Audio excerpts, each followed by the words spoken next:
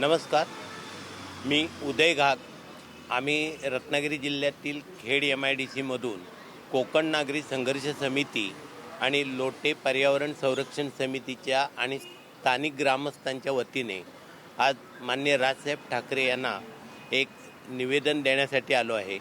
रत्नागिरीमधील लोटे MIDCमध्ये जो एक लक्ष्मी केमिकलनी उत्पादन चालू केले आहे, जे पिफास रिलेटेड आहे, ज्याचा बॅकग्राऊंड इटलीतील कंपनी मिटेनी ही कंपनी बंद झाल्यानंतर त्यांच्या मशिनरी इथे भारतात आणून लोटे येथे हा प्लांट लावण्यात आलेला आहे.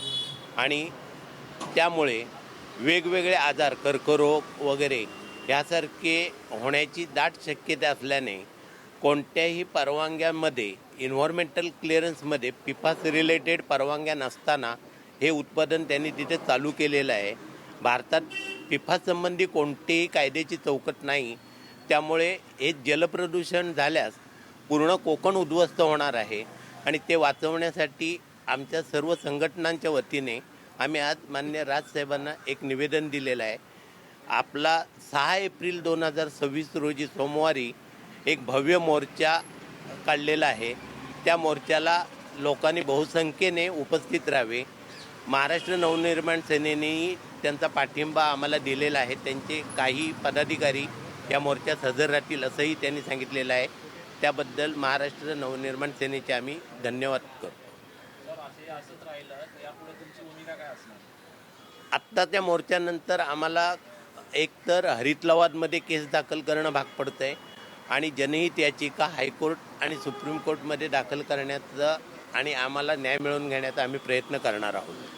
स्थानिक आमदार किंवा पालकमंत्री यांच्याशी काय बोलणं होऊन काय झालेलं आहे? 21 जानेवारीपासून आज 73 दिवस झाले तिथे धरणे आंदोलन आहे. स्थानिक कोणतेही पदाधिकारी, पुढारी, राजकीय नेते यांनी आजपर्यंत तिथे भेट दिलेली नाही आहे. फक्त एक काँग्रेस पक्षाचे प्रदेशाध्यक्ष हर्षवर्धन सकपाळ आणि आमदार भाई जगताप यांनी भेट दिलेली आहे. स्थानिक नेत्यांनी यामध्ये दुर्लक्ष केल्याकारणाने आम्हाला नाईलाजाने राजसाहेबांपर्यंत हा विषय आणून योग्य तो न्याय मिळवून घेणं भाग पडलेलं आहे. त्याने या पूर्ण याचा आंदोलनाचा किंवा कंपनीचा पूर्ण अभ्यास करून आम्ही तुमच्या पाठीशी आहोत. भविष्यात ह्या विषयाचा संपूर्ण जो सोक्षमोक्ष कायदेशीर बाबी तपासून आम्ही स्वतः हा विषय हँडल करू असं त्यांनी आश्वासन दिलेलं आहे.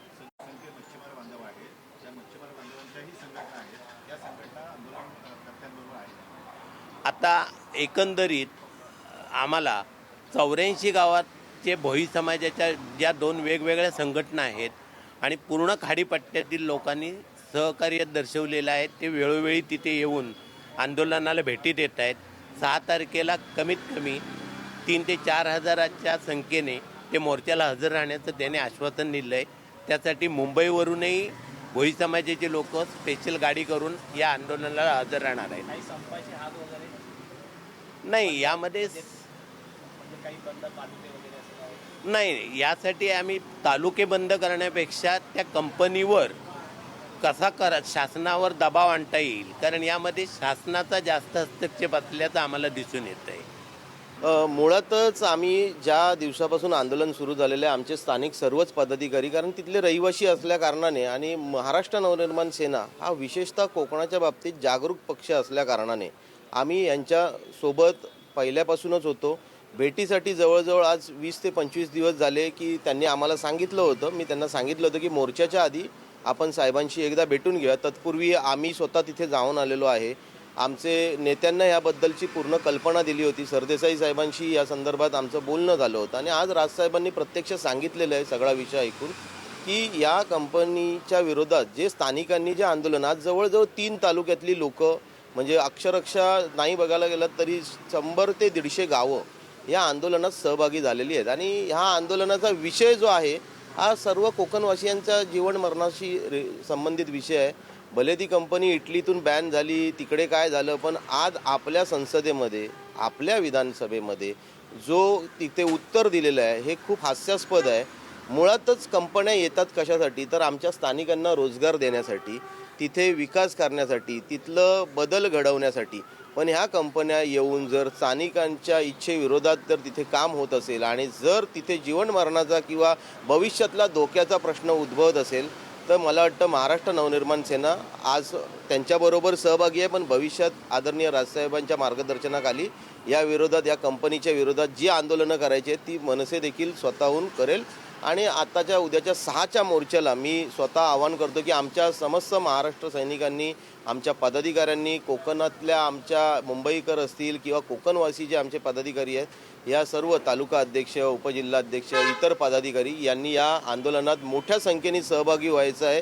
कारण हे तुमचं आणि आपल्या कोकणाचं आंदोलन आहे. आदरणीय राजसाहेबांची तसे आदेश आहेत आणि या आदेशाचं पालन करून आपण सर्वांनी या आंदोलनात जास्तीत जास्त संख्येने या सगळ्या सहकार्यांसोबत, आपल्या ग्रामस्थांसोबत उभे राहूया. धन्यवाद. मनीष पात्रे, संपर्क अध्यक्ष, दक्षिण रत्नागिरी जिल्हा.